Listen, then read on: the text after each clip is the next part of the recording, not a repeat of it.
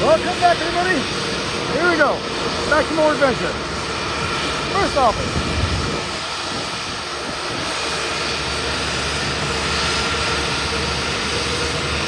Welcome back, ladies and gentlemen. Welcome back to another Stig Shift, episode 70. I keep thinking to myself, man, 70 episodes. That's 70 weeks of work. That's over a year. That's bonkers. But anyway, we got an exciting weekend over here with lots of work. We were very busy. So, without further ado, buckle up, grab something to eat. This is going to be a long episode. All right, let's get to it.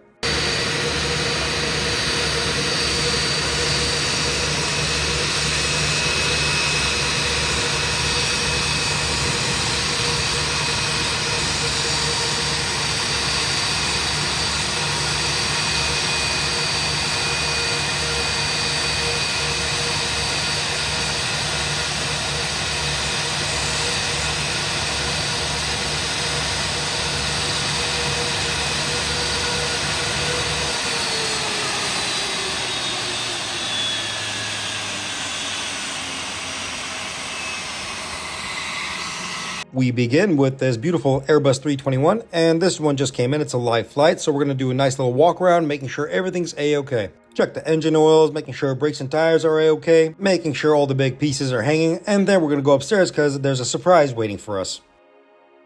Okay, let's see now. Kill that. Our brake's a little hot. Let's cool that down real quick. No problem. And then we got a little bit of an inbound item. We got a lavatory garbage door that's stuck open. We gotta address that. But overall, it's gonna go through the parameters, make sure everything's okay, and then we'll hit the first class lavatory.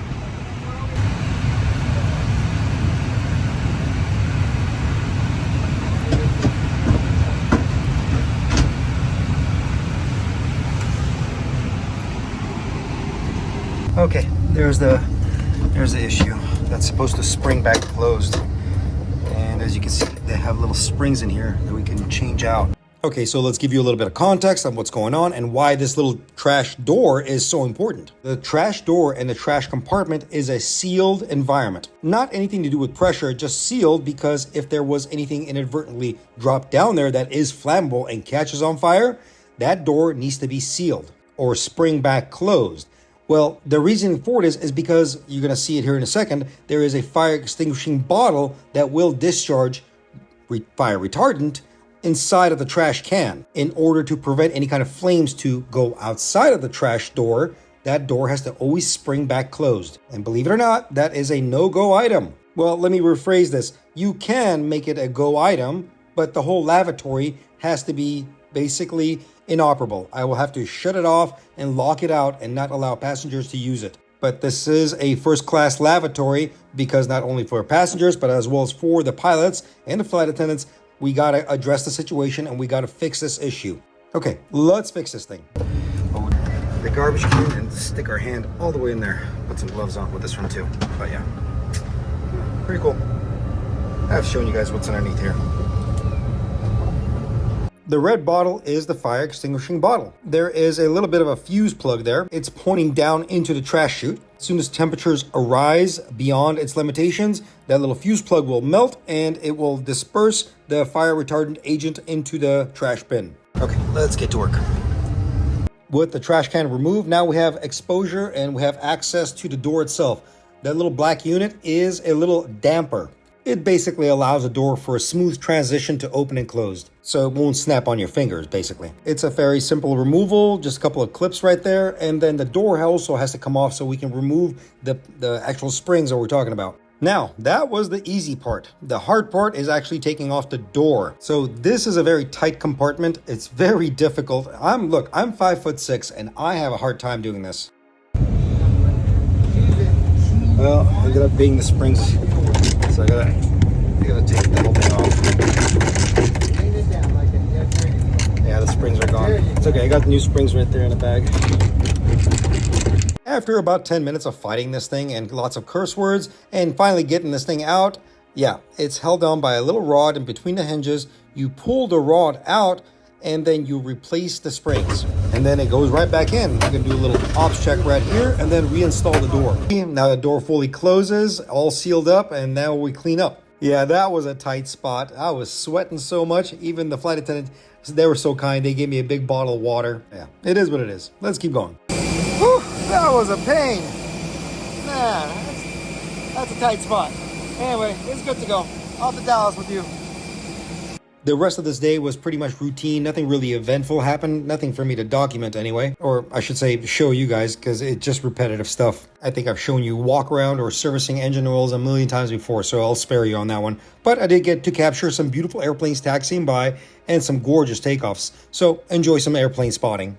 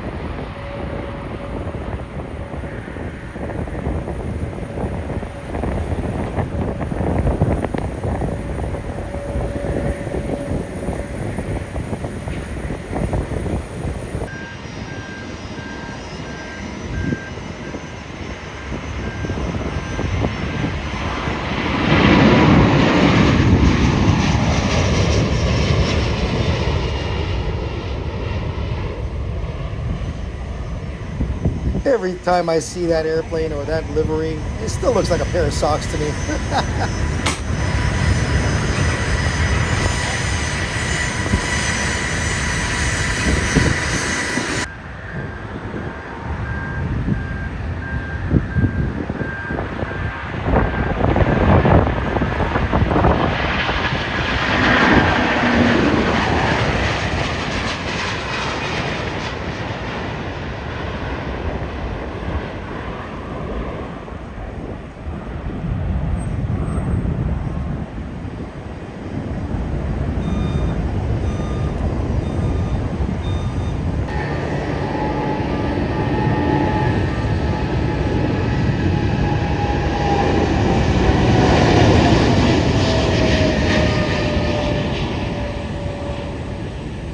Good morning, everybody. Good morning. Yeah, that was beautiful. All right, let's go. Time for another day. More adventure. Look at that. Piedmont bird. That's gorgeous. Let's go. First office, let's go. Wide body. Beautiful 777-200. But this one is going out domestic. Something about change of schedule. I think it's going out to Dallas, I believe. So, just a quick little walk around, wake it up. Looking good, looking good.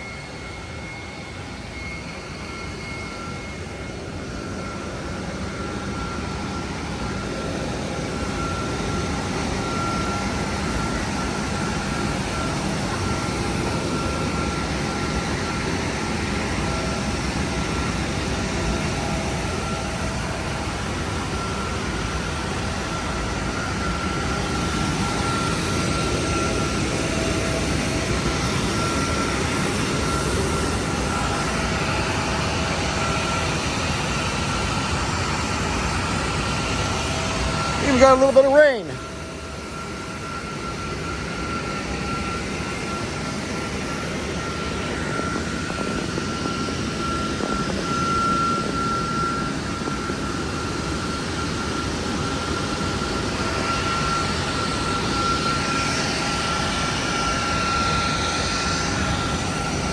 Here's a fun one for you. If you ever want to know real quick, like a quick reference on how to know the aircraft tire is a recap, it's going to look like this. You'll have scuff marks right here, and you'll have a little lip. That will be a recap tire. There's also an indication, it's usually on the outer side. It tells you R and the number. This one's probably at the bottom because I can't see it. This one would be a brand new tire. This thing is on its first life. Let's see. That's a recap. Let's go look at the other ones over here. And just a quick little visual reference for you. Let's see. That's a recap. That's a recap. There, look at that. That is recap number 2. That means this thing is on its third life. Surprise, surprise. Yep, that's right. Aircraft tires do get recapped or retreaded. Now somebody's going to ask me, how many times can you retread or recap a tire on an aircraft? From what I've read, 6 times is the maximum amount of times, but I personally have never seen it go past 4 times, or the marking of 4 times. But yeah, aircraft tires do get recapped. Yeah, there you go. Quick little reference for you.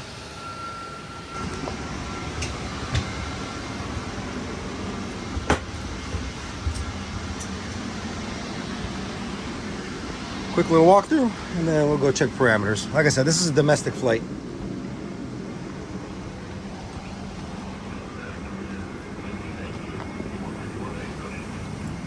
Here we go. Let's see. Fine aircraft.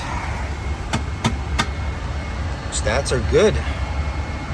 No faults, no status messages, engine oils, good. And that's just the rest of the stats pages.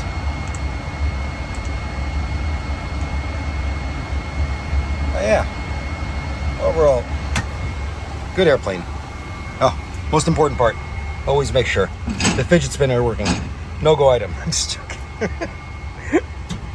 Last episode, I was going to make a reference or talk about this particular thing, but I got lazy. But somebody called me out on it and said, hey, Stig, how come you don't talk about the cell call? So what is cell call? It actually stands for selective calling. It's a very unique system. This particular system falls under ATA 23, communications. The technical aspect of this is that it provides pilots visual and oral indications of a call from ground station equipped with a coding device used by aircraft installation. So the calls themselves are sent via radio frequencies which link the aircraft to the ground. The communication channels are usually used within VHF-1, VHF-2, or 3, and most notably the HF-1 and HF-2 if installed. The code itself comprises 2 constructive pulses, each containing a mixture of the 2 frequencies. This enables the call to be differentiated, as in not to get it confused to a different airplane. The cell call system also has a decoder involved in this because it's permanently scanning for 5 inputs. Those are those channels that I talked about earlier, the VHF and the HF systems, right? The system analyzes the received signal to check if they compromise the frequency relevant to the aircraft code, and the code is those 4 digits right there. For example, for this particular aircraft, Kilo Papa - Quebec Sierra. So now that I got you all nice and confused with this old technical mumbo jumbo, let's bring it down to brass and basics. You have thousands of airplanes flying around on a daily, nightly basis. Ground control or TRACON is trying to get a hold of them, right? They need a unique identifier to make sure they get a hold of the correct airplane, or else you have frequencies or transmissions just being flung all over the place. Now, trust me, you don't want to be the captain or the pilot sitting in the flight deck and monitoring HF and listening to every single frequency and trying to find your designated aircraft if ground control gets a hold of you. That would be an absolute nightmare. So to boil this down to you, what is cell call? It's a phone number, basically. Every phone number is unique, right? If I call you with your particular phone number, I'm going to get in contact with you. I'm not going to go into a party line where I'm going to talk to 10 other different people. That's what cell call is. It's a phone number. It's a way for ground control to get a hold of an airplane, a specific airplane, because they have that particular designation. Does that make sense now? I hope it makes sense. I hope I got it right. Correct me if I'm wrong, guys. And by the way, do not get this confused with CPDLC or any kind of ACARS. That's a whole separate system. All right, let's go into the interior. We got some work to do over there as well. Here's a fun one I always find. So, headrest, right? You can go up and down, no big deal. Normal, right?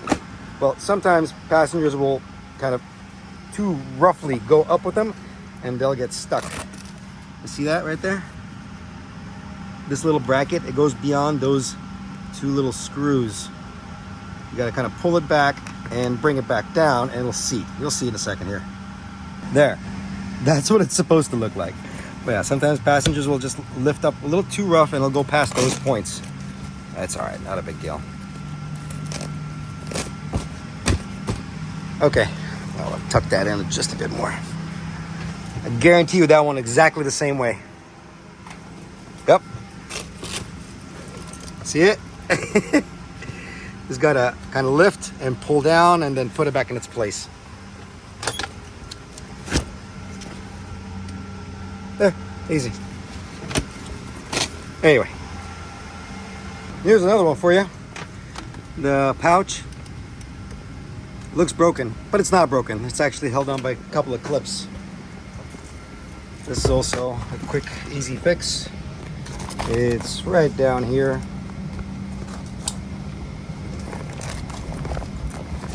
Move that out of the way.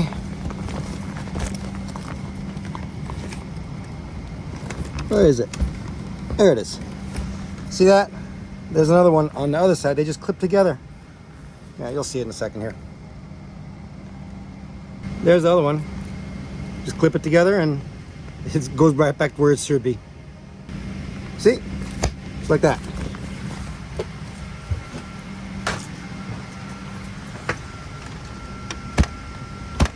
Easy fix. Fun. Well, I guess it decided to rain. A lot.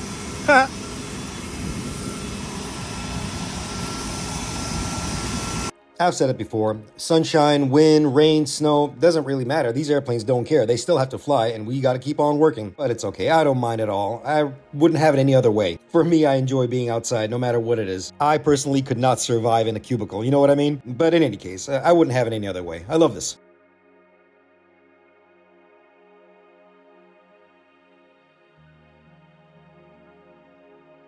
So check this out. Pay attention to the ground as the aircraft rolls back. So look at the little squirts of water coming out. At first, I was baffled. I was like, what the heck is that? I called one of my buddies at Airport Ops. I said, what is this phenomenon? Well, it was explained to me that when the concrete is being poured, it's in big blocks. Within the big blocks, there's little cavities. When it rains, water gets in there. And when you have a massive, fully loaded aircraft, such as this 777-200 being pushed back, the water gets pushed out.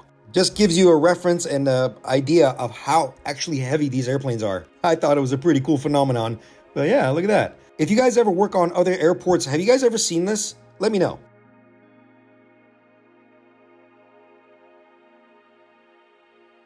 After the 777 was gone, I had a couple of more narrow bodies that came through. And then finally the Sunshine came out and then we had a 787.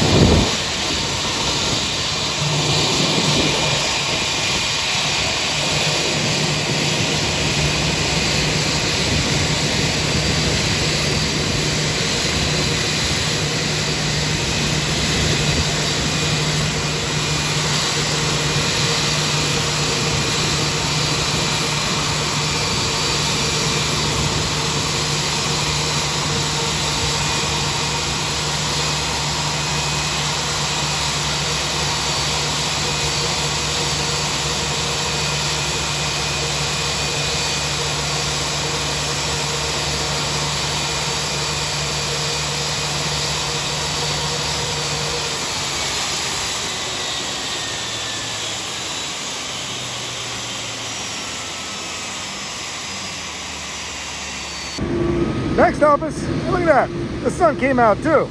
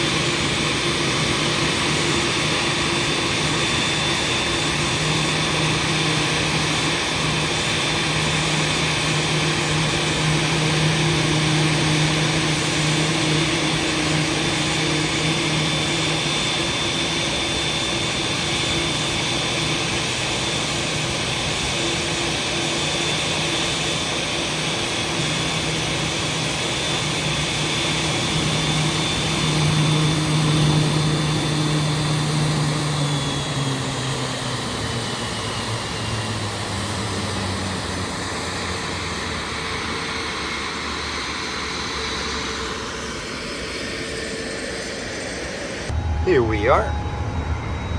Beautiful plastic princess. This one's actually gonna stay here, either, and it's leaving later on tonight, either to Haneda or Sydney. I can't remember which one.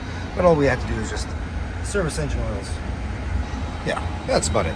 And somebody asked me, show the window shades on the 787.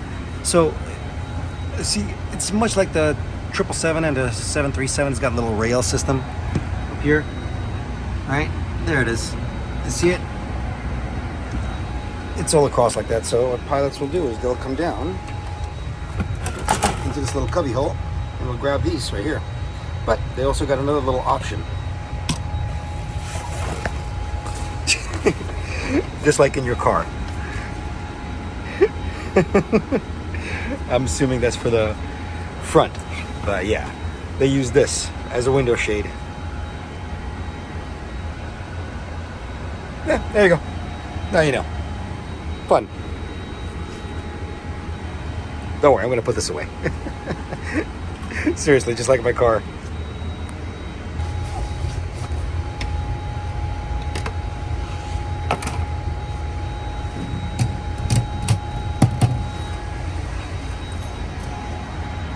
There you go.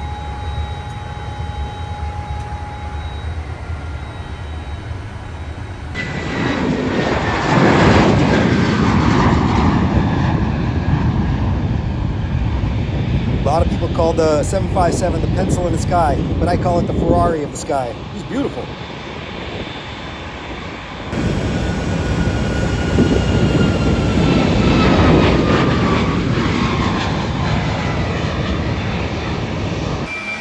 Up next on the menu, let's see, we got another Neo. Looking good. All I have to do is just give it a little bit of oil. Not a big deal. But actually something interesting.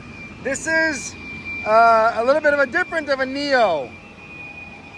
This is one of the ones that we got from Alaska, where Alaska bought it from, or when they merged, X-Virgin. This is an X-Virgin America 321 Neo. How about that? So the interior configuration of this particular aircraft, or this Neo, which was an ex-Virgin America aircraft, also was owned by Alaska. Well, they had a very different configuration. They already changed it. That's why I didn't capture it. But if you look at some of my older videos, you'll see it. They reconfigured it, and now it's back to our own standard, which we call the Oasis interior. I also had to take a moment and stop and look at this beautiful Alitalia. Man, I love that paint job. We are back to international. This one's going out to London later tonight. Got to do the E-tops. Let's go. And I think you've seen everybody's seen this one. Azrael Blackman. Actually, it's not. It's over 75 years. It's 80 years of aircraft maintenance. Oh yeah. All right, let's get to it. My partner's going to do the inside. I'll do the outside. The usual.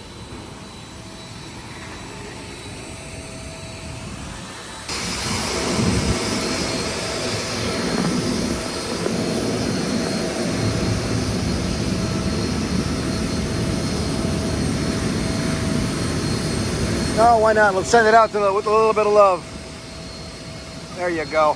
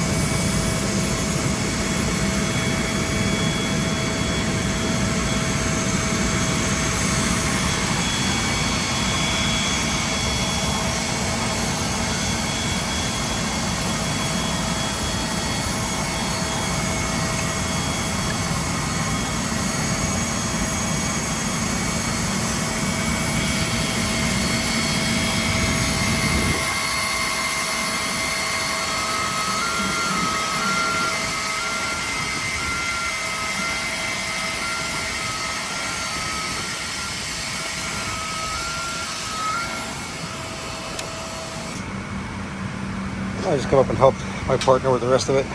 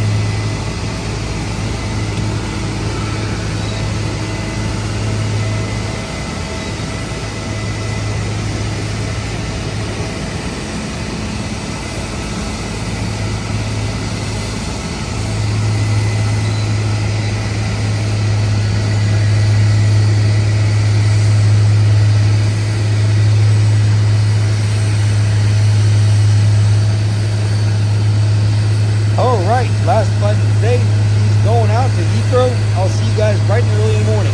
Don't forget the coffee. Good morning, everybody. Good morning. Let's begin our day with a tire change. Oh, look at that. All these pretty sparklies. Watch your fingers, kids. Okay, let's get to it. Circuit breakers are already pulled. Safety devices installed. Let's jack this bad boy up. Get this done. Man, oh man, I haven't even finished the first cup of coffee.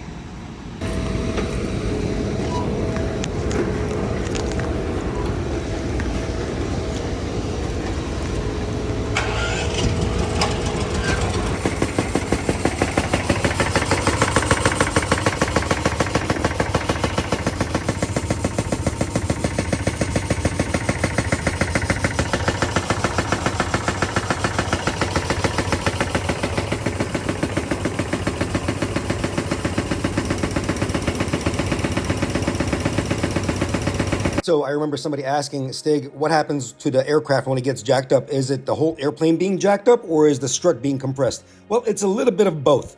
Initially, the strut will compress, but then the whole aircraft will go up just slightly. Like I've told you guys before, it's just a couple of inches off the ground. Now, the important thing to note here is when and how we can do this. For example, if passengers are being loaded or unloaded, or if luggage is being loaded or unloaded, we can't do this. We don't want to shift or inadvertently shift the aircraft's center of gravity and put it off balance and, having it slip off the jack. Same thing with fueling.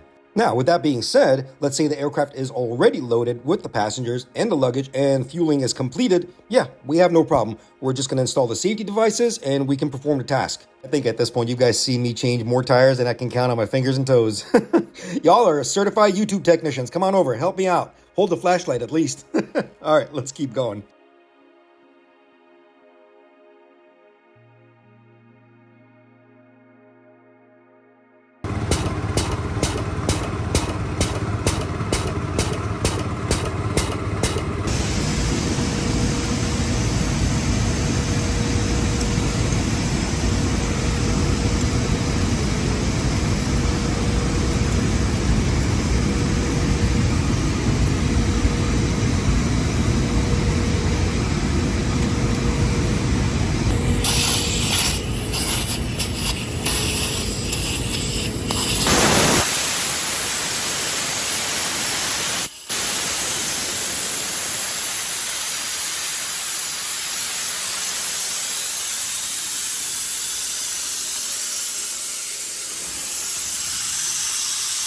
We follow the maintenance manual procedures, we deflate the tire, and now we begin to disassemble. Then we're going to take off this screen that's going to expose the brake fan, and then we're going to take off the dust cover or the shroud around it. And how about that? I actually remembered to wear my gloves this time.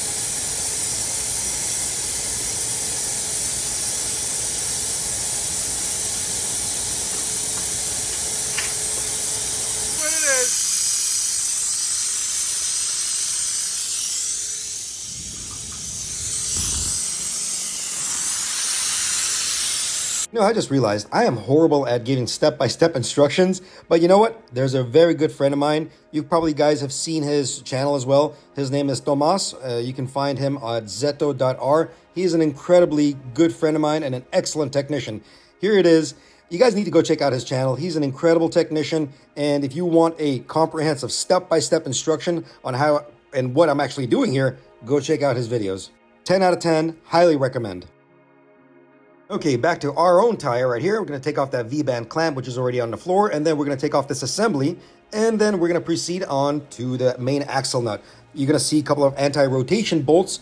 We're going to take those things off and then loosen the main axle nut, and then put a thread protector on there, and then we're going to remove that tire with a dolly.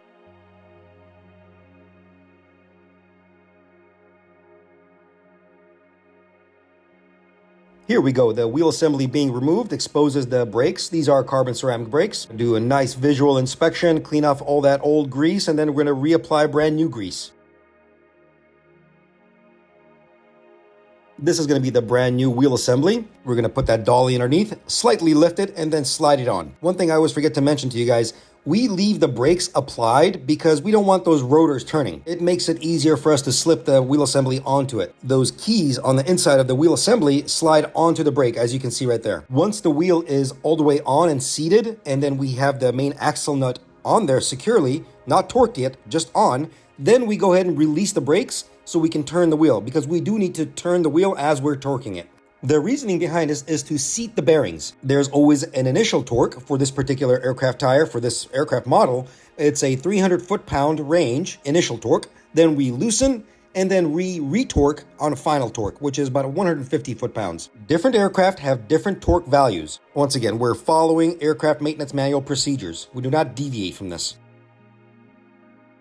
Yes, please.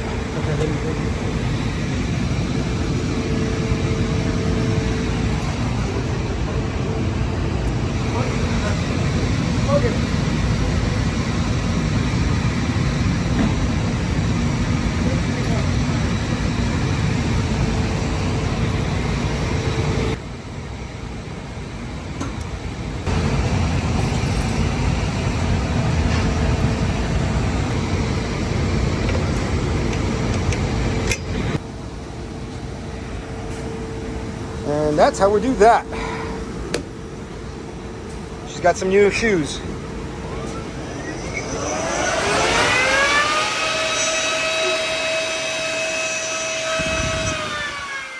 Brake fan works. On to the next one.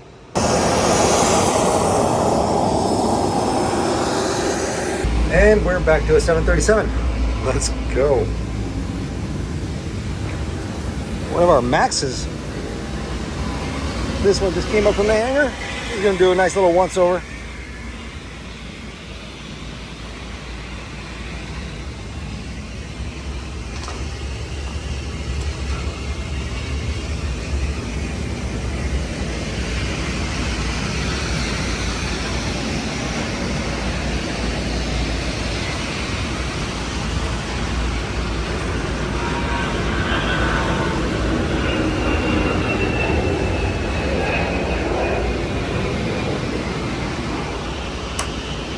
Ah, it's already on.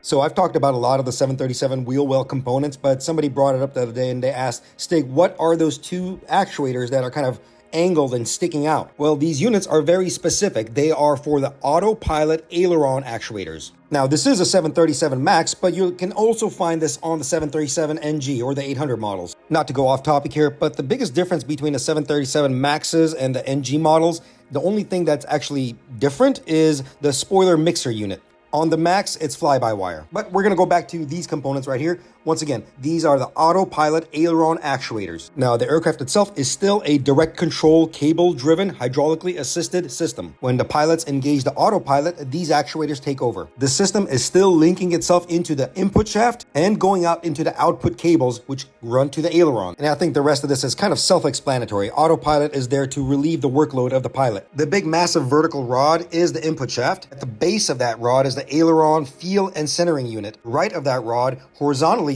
there are 4 pogo inputs as well. In between those, you have the PCUs, the power control units, basically more actuators. I know it looks a bit of a mess, but once you start identifying these components and looking at them specifically, it becomes so much easier. Okay, enough about this. Let's go finish up our walk around. I got a cool little surprise for you at the tail end of the airplane. Let's go.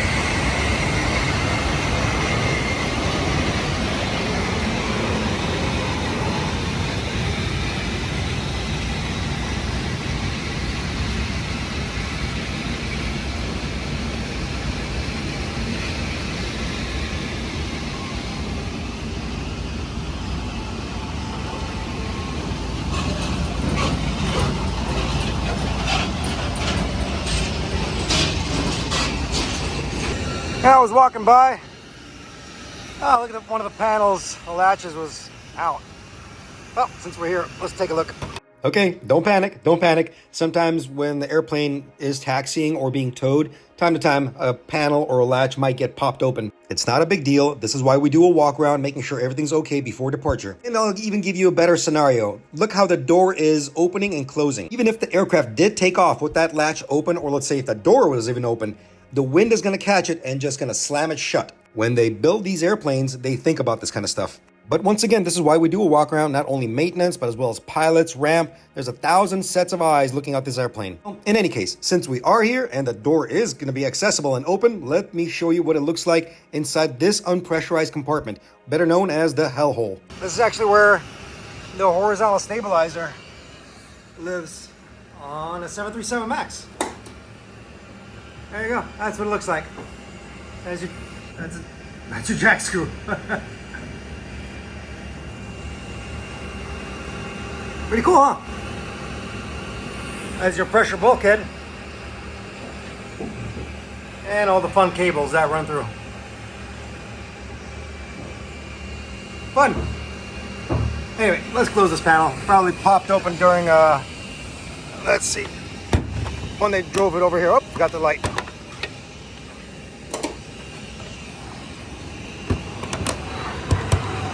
Yeah, just like that, we're back inside of a 777 once again.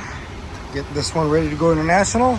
And of course, the old girl wants to give me some problems. Efis control panel left. Okay. Well, that's this panel right here. Let's go through the maintenance access terminal, see what it's actually saying. Misbehaving. So I'm going to give you the quick and dirty on this one. So Efis, standing for Electronic Flight Instrument System. Efis is collecting a ton of data and giving this data through that panel, the interface, so they can display information down to their PFD or their ND, primary flight display or navigational display. Information like minimum reference sectors, flight path vectors, barometric pressure references, terrain data, weather radar data, station, waypoints, airports, position. So it's collecting a lot of data. And once again, pilots can interface with that panel. By the way, there's 2 of them, one for the captain, one for the FO, and they can have it displayed onto their screens. Okay, bear with me. I'm going to go geek out here a little bit. The way the 777 is designed, its data bus architecture is very unique. It's running on something called the ARINC 629. Okay, imagine this. It's a singular network that's running throughout the whole aircraft and sharing data throughout. Every single computer system is tying into this data network. It's information going back and forth on a singular network. Computers on this airplane are very smart, where every single computer is tied into this network. Now, let's say if there was a fault within the system, that particular computer is just simply going to pick up what data it needs from that network. So in this case, let's say the Efis lost some kind of a communication signal, it's going to pick it up from that data network. Confuse you a bit more here, there's also a bigger hierarchy of computer management. We call it AIMS, Airplane Information Management System. The AIMS cabinets receive and transmit data on all 4 systems of the ARINC 629 bus. What you're seeing me doing here is interfacing with the MAT, Maintenance Access Terminal, interfacing with AIMS and testing it. Very particular test. It's reestablishing the link and the connection from Efis to the AIMS to the data network.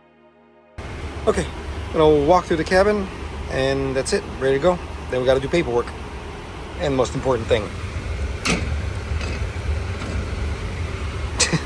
Oh guys, it was a lot of information, but that's as basic as I can make it. Overall, the problem got solved. All it needed to do is basically a reset, and she was good to go. I was gonna do a quick little speed run over here through the interior, but guess what? Your boy always finds something. Here we go.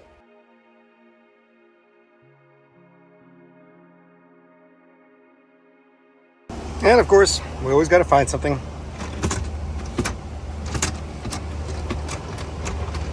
Probably a bad hydrolock. Let's take this apart.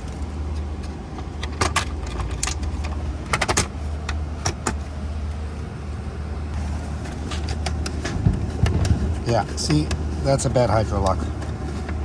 It's not supposed to move freely like that. This plunger has to get depressed for that to move. Okay, I'll get the parts, change this out, it's easy.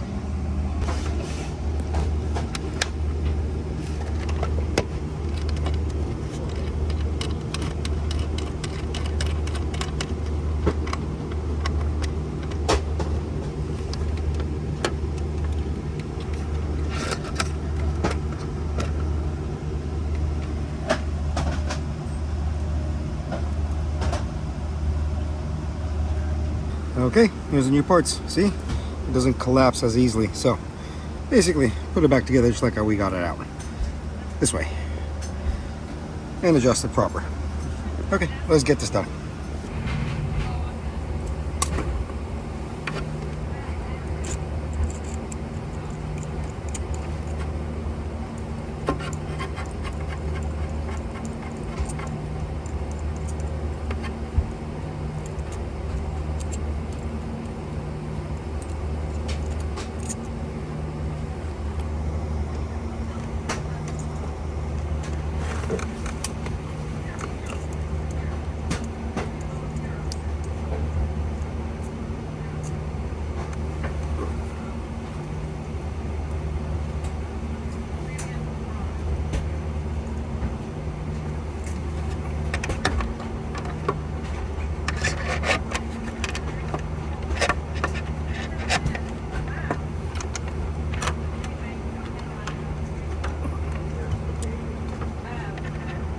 Are you guys enjoying this? This is as exciting as watching paint dry. These airplanes fly around thousands and thousands of hours, and believe it or not, majority of things that actually break down is interior items, things that get used the most. But overall, like the important things on the airplane, they're flawless. They keep on running.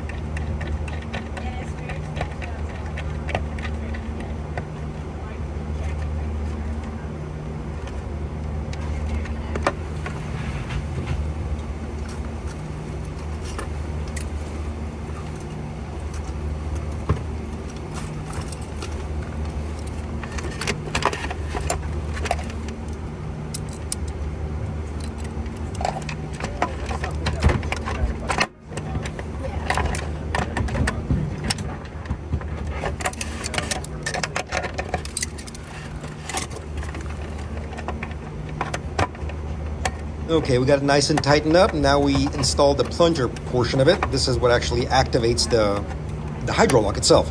That cable runs all the way to the push button that you press and reclines the seat. There it is.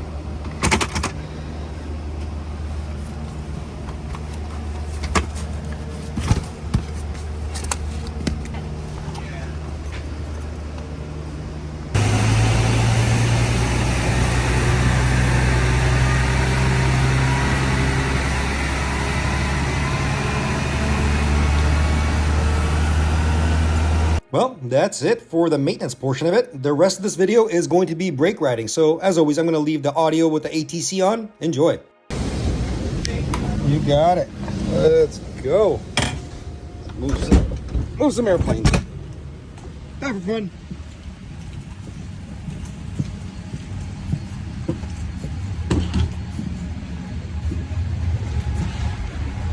Back in the Plastic Princess.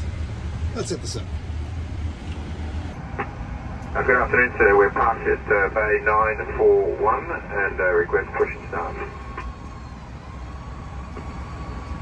Aviation cargo 3775, I believe it is. I don't have your flight line in front of me, but push tail west on the taxiway Charlie from Charlie 1 and expect runway 25, right?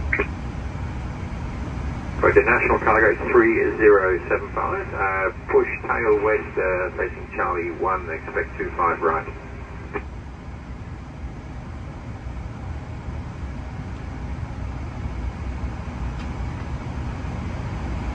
National Cargo 3075, not sure if you're even a heavy. You may want to refile with company. I'm not sure if you want to do that before pushing to make sure you got a valid flight plan, but if you're pretty confident you get a flight plan going, you can push on the tail west on the Charlie's one down. National Cargo 3075, Roger, so we got our departure clearance via PCC. Okay, I see you there. National Cargo 3075 heavy, thanks. Push tail west on a taxiway Charlie, my apologies. This is Sierra. Push tail west onto Charlie, and we have Sierra, National Cargo 3075, thank you. LA Ground, American 157 Heavy, Papa Charlie 10 for Charlie 17. American 157 Heavy, LA Ground, Chavia Bravo, then November Charlie to the ramp. Bravo November Charlie to the ramp for American 157 Heavy.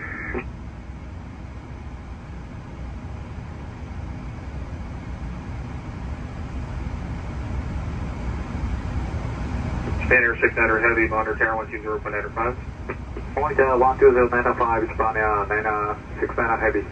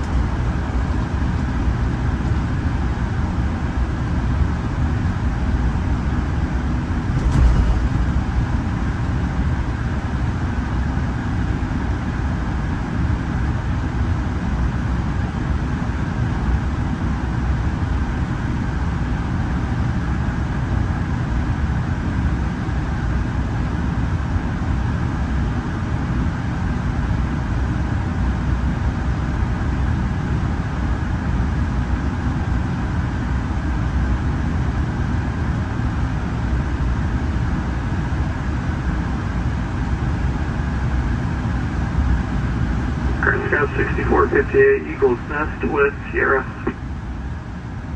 Scout 6458 Los Angeles ground, runway 25 right, taxi via Charlie, Charlie 4, Bravo. Charlie, Charlie 4, Bravo, 225 right, Scout 6458.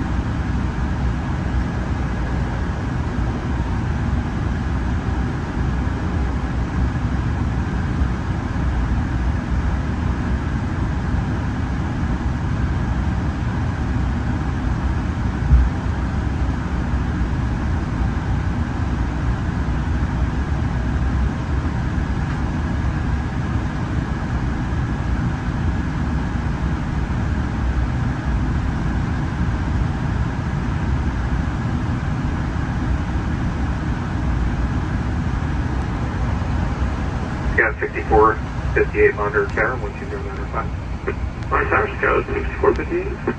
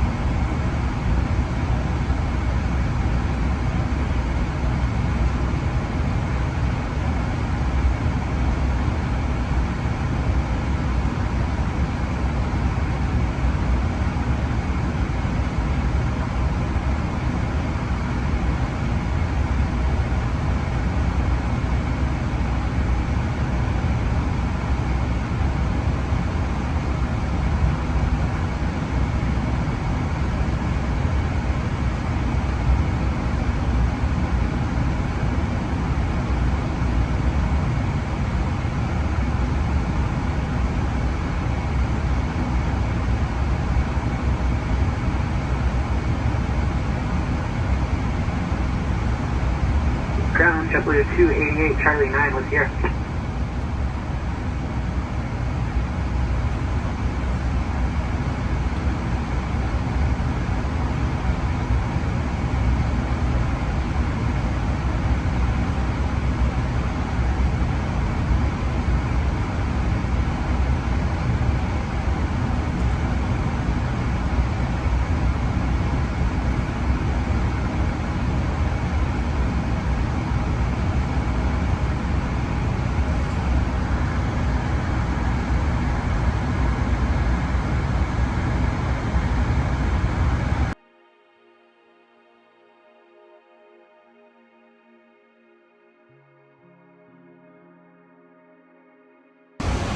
All right, one airplane done. On to the next one. Say bye to the princess.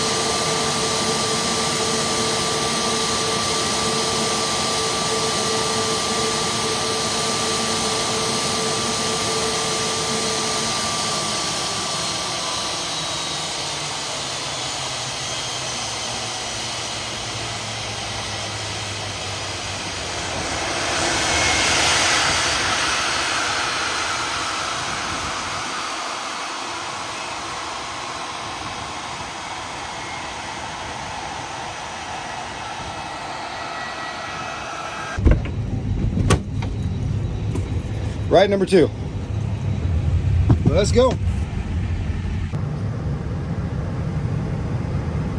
Alaska 1280 now, turn right at Charlie 10 and then follow that first American there. Los Angeles ground, Skywest 3686, crossing 25 right at Quebec for gate 21 Bravo. Skywest 3686, right on Bravo, left November, north route. Right on Bravo, left November, north route, Skywest 3686. Alaska 1280 to take the right on Charlie 10 and follow American for Alaska 1280. That's 1280, thanks. United 312, heavy ground taxi via Bravo, Charlie 6 behind the Embraer Bravo. Bravo, Charlie 6 behind the Embraer, United 312 heavy. Ground Skywest 6494 and advance taxi with X-ray. Skywest 6430, 6424. Everett Skywest 6424. Skywest 6424, license ground. Let's go to 24 left, taxi via Charlie, hold turn to Charlie 8.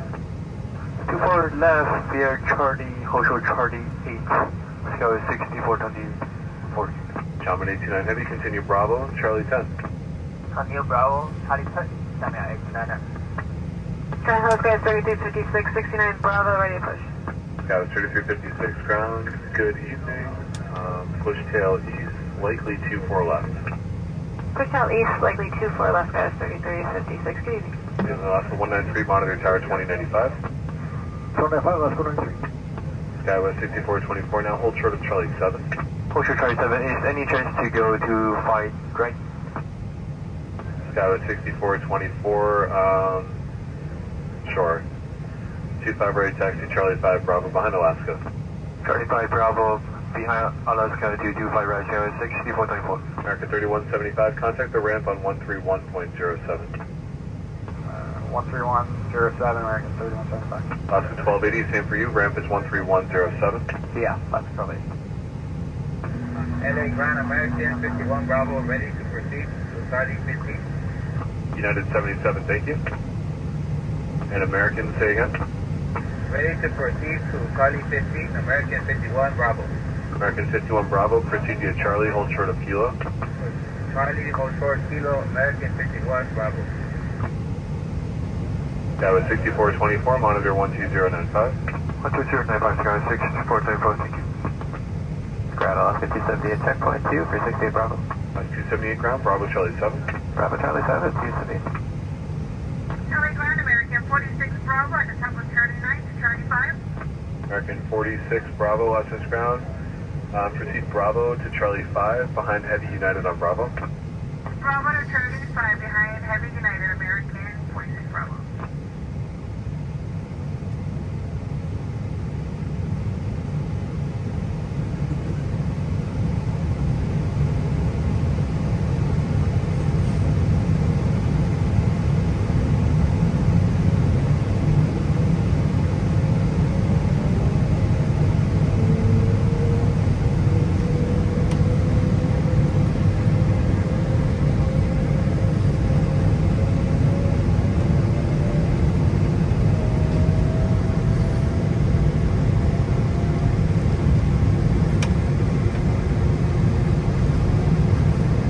Oh, that's perfect timing right there. Love that.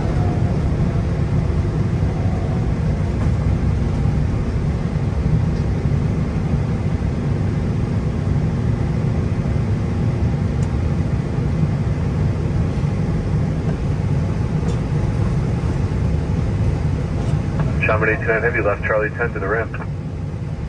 Copy left, Charlie 10 to the ramp, coming to 8 to Nana. American 51 Bravo Lima to Bravo, behind Alaska, continue Bravo to the ramp. Lima to Bravo, after Alaska, to Park, American 51 Bravo. Alaska 278 to Juliet, give way to American.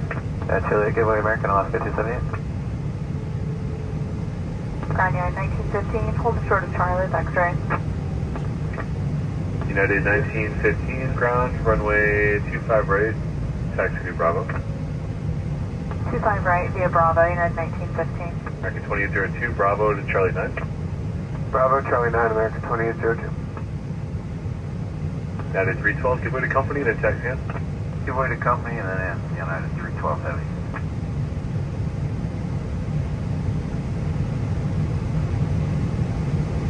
LA ground, Spirit Wing 675, X-ray, Charlie 8 taxi. For 675, a little bit of a delay for Vegas. I'll get to that time in 1 second. For now, turn left on a Bravo behind Alaska on Bravo.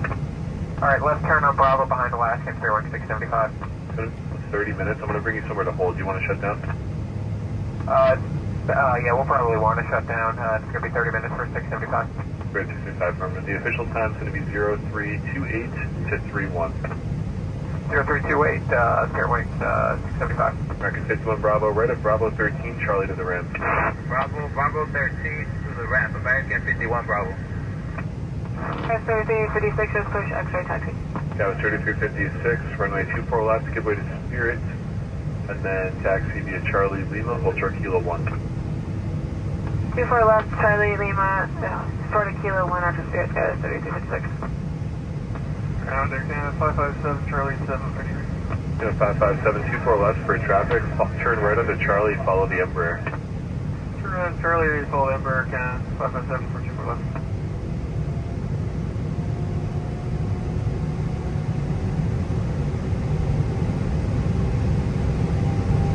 United 1915, monitor tower 2095. Have a great day. 2095, you have a good day, Solina at 1915.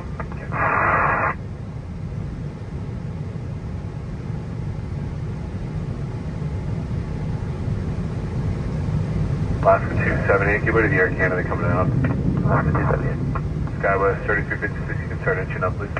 Right, Skywest 3.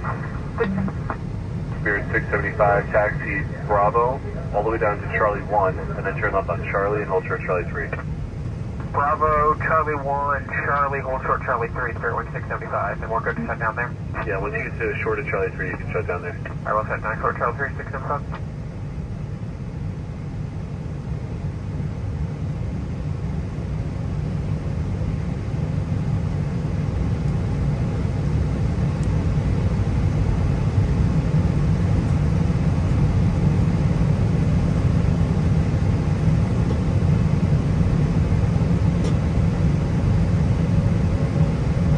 Skywest 3356, at Lima, contact the city ramp on 13107. Lima to the city ramp, Skywest 3356, thank you. Canada 557, I have space to keep you here if you'd like. Were we given the lift time for Camp Fire stuff? No, I'm just, the volume cleared up a little bit, so if you'd like 25 right. We'll stick with 24 left. Okay, Roger, Canada 557, Lima, short of Kilo 1, call the city ramp there, it's 13107. Alright, Lima, short of Kilo 1, and city ramp there, Camp 5.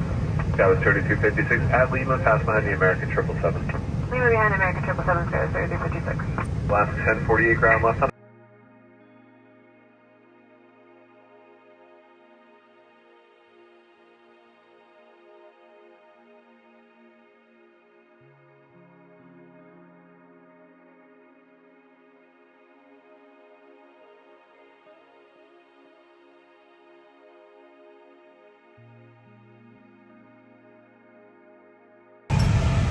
All right, that was fun.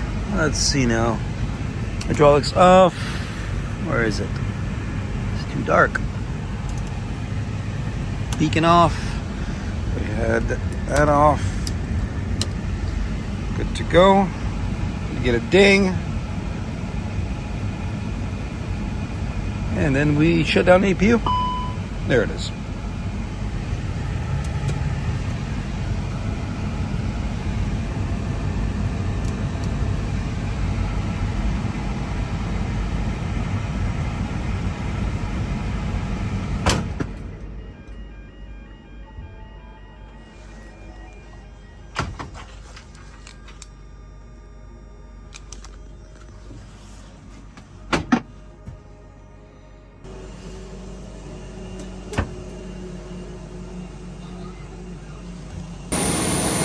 All right, one last one. Let's get this one moved and then we go home and get some sleep. It's a long day.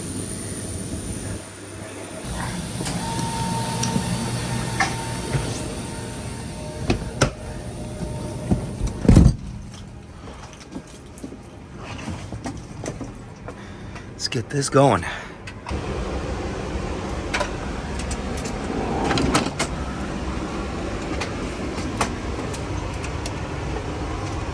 Everything okay? Let's see. Set our transponder up.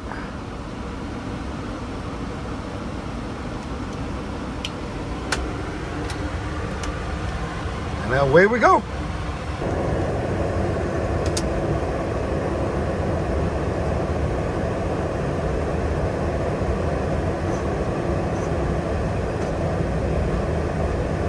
Yeah, 210, give it to the Heavy 777 exiting at Lima.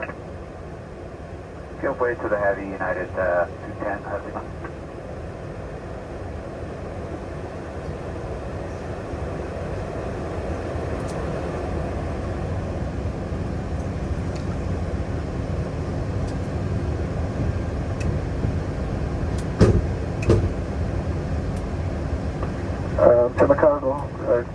good. Morning, German Cargo 619, just past 25 right. German Cargo 619 Heavy, LA ground taxi via Bravo, Charlie 1. Bravo, Charlie 1, German Cargo 619 Heavy. Qantas 150 Super on November, contact ground 121.65. On November, contact 121650, Qantas 150 Super.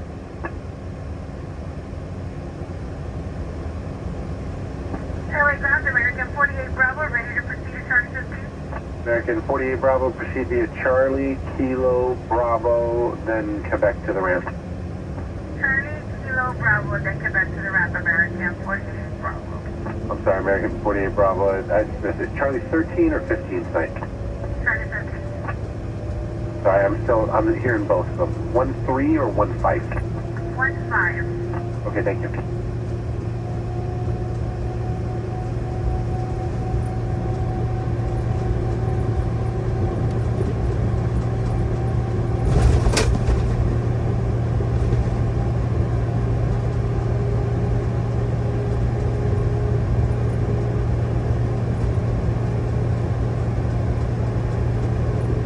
Ground Alaska 67 at Charlie 1, request push and go. Alaska 67, pushback approved, advisory proceed. Push and pull back ready and then. German Cargo 619 Heavy, amend instructions, hold short of Charlie 1 on Bravo. Hold short on Charlie 1 on Bravo, German Cargo 619.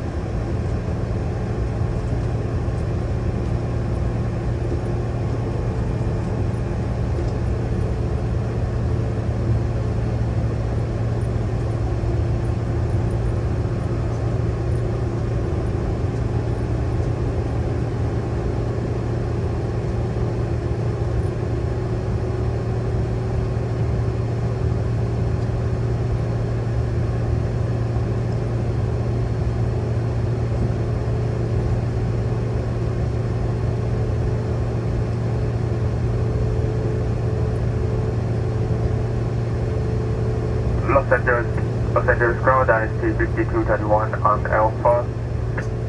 Dynasty 5221 Heavy, LA ground taxi out to the ramp. We are at ICC Dynasty 5221. Dynasty 5221 Heavy, again, taxi by Alpha to the ramp. Alpha to room Dynasty 5221, thank you.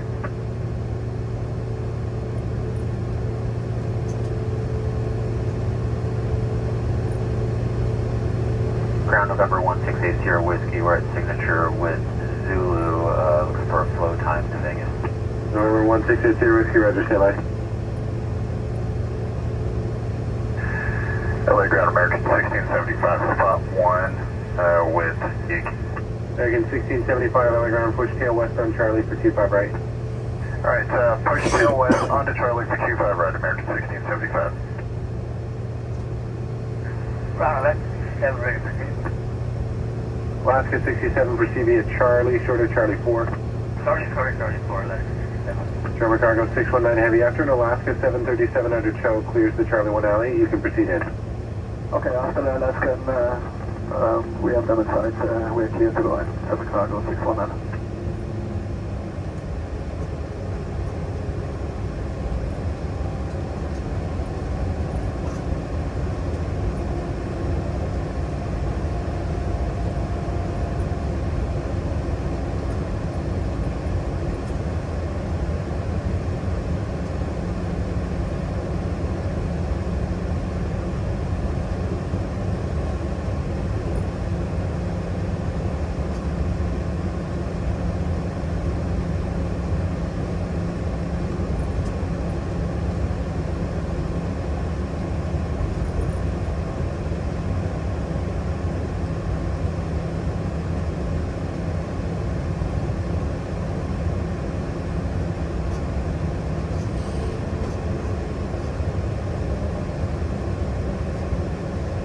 LA ground, American 46 Bravo, double Charlie 9 for Charlie 5 Park.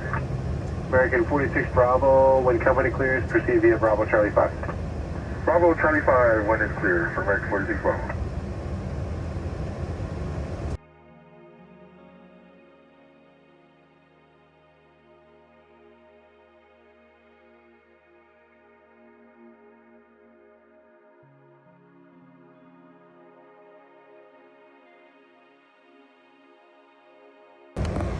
Okay.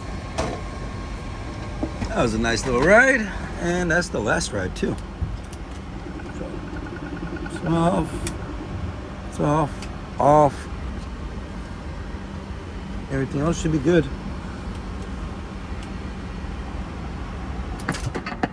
The seatbelt sign is on. Please be seated and fasten.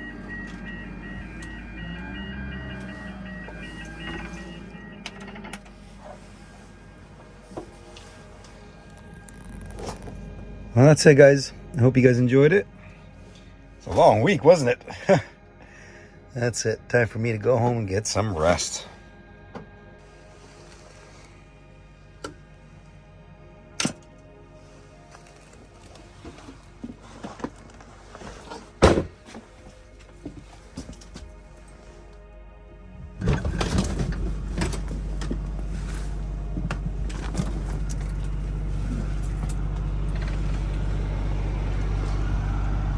Well, folks, we have come to the end of this journey, the end of this adventure. I hope you guys enjoyed it. It was a pretty busy week, wasn't it? Lots of maintenance stuff, and I hope you guys learned a few things. As always, don't hesitate to ask questions. Leave them down below. I'll get back to you as soon as I can. Just want to say a big thank you. Thank you for taking your time and enjoying and watching and being here. That's it for me. I'll leave you with Her Majesty herself, the Queen of the Sky, the one and only. Take care of yourselves. I'll see you guys on the next adventure. Later.